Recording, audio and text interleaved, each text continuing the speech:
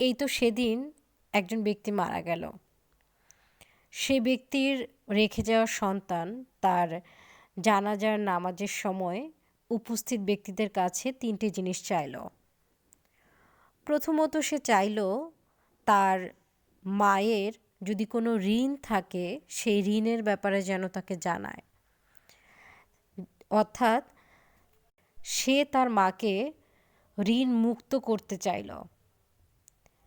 দ্বিতীয় জিনিসটি চাইল উপস্থিত মানুষদের কাছে তার মায়ের জন্য ক্ষমা।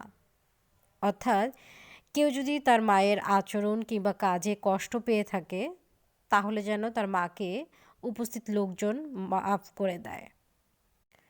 আর সর্বশেষে তার মায়ের জন্য সবার কাছে দোয়া চাইল যেন তার মা জান্নাতবাসী হতে পারেন। কি অদ্ভুত, তাই না? আমরা যে ক্লাসেই বিলং করি না কেন, আমরা যখন মারা যাই আমাদের নিজেদের জন্য নিজের কোনো চাওয়া বা কোনো দোয়া করার কোনো ক্ষমতা থাকে না। আমাদের হয়ে আমাদের সন্তান কিংবা আমাদের খুব কাছের মানুষজন দোয়া করে, আমাদের জন্য অন্য মানুষের কাছে দোয়া চায়। আর ওই যে ৩টা জিনিস, এর বাইরে কিন্তু একজন মৃত ব্যক্তির জন্য আর কিছুই চাওয়ার থাকে না।